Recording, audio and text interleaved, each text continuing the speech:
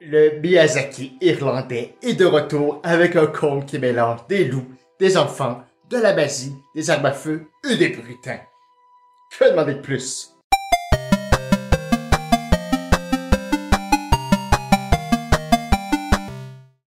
Wolf Walker, le peuple loup dans la langue de Bernard Minet, est un film co-réalisé et co-écrit par Rod Stewart et Tom Moore.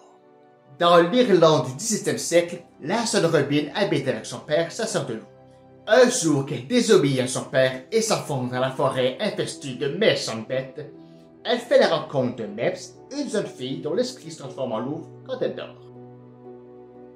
Robin va découvrir que la forêt n'est pas si dangereuse et que le vrai danger vient de sa ville. Ça fait des années que j'attends ce nouveau film de Tom Moore, annoncé depuis 2017.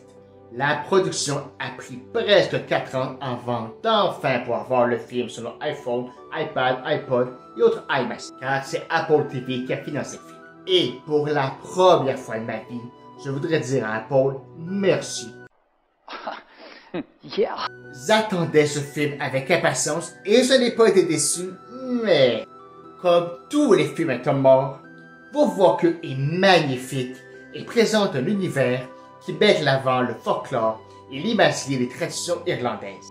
C'est un conte magnifique sur l'amitié et l'acceptation des différences. C'est d'ailleurs réalisé que les 3 longs métrages de Tom Moore placent en opposition la liberté et la magie de la forêt contre la modernité de la ville.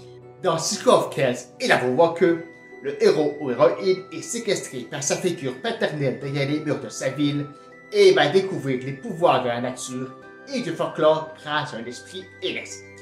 Il est dans son là-dessus, c'est la mer à menace, un autre environnement naturel, et les 2 héros doivent plonger dans la forêt pour leur quête initiatique. Wolf Walker n'a pas la profondeur artistique de Sick of Kells, ni la douce poésie de Son of the Sea. La faute à une animation plus édulcorée et lissée par l'animation par ordinateur. Les films de mort sont faits à la main et ça sent le travail et la sueur. Wolf Walker est plus formaté, mais ça reste un très bon film que je vais réécouter souvent et vous aussi j'espère. Arigato.